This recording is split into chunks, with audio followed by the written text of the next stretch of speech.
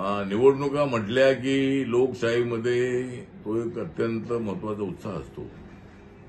लोकांमध्ये 5 वर्षांनंतर एकदा वोटिंग करण्याची जबाबदारी त्यांच्यावर असते.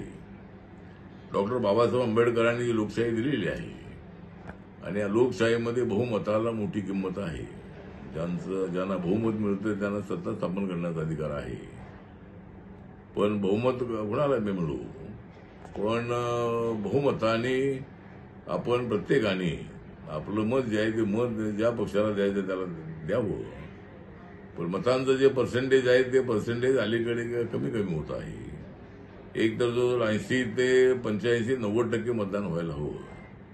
आणि त्या दृष्टिकोनातून माझं सगळ्या मतदारांना आव्हान आहे की ज्या पक्षाला ज्या उमेदवाराला आपल्याला मतदान करायचं आहे त्यांना आपण मतदान करावं.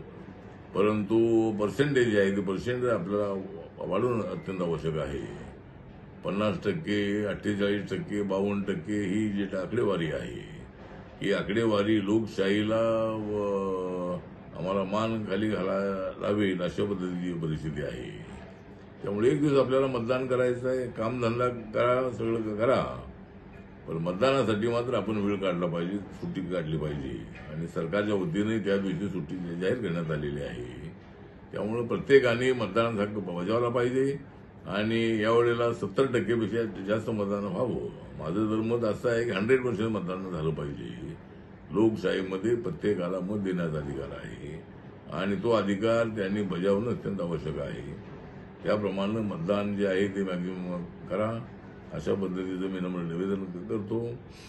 आणि या निवडणुकीमध्ये चांगलं पर्सेंटेज असेल अशी मला पूर्णपणे अपेक्षा आहे.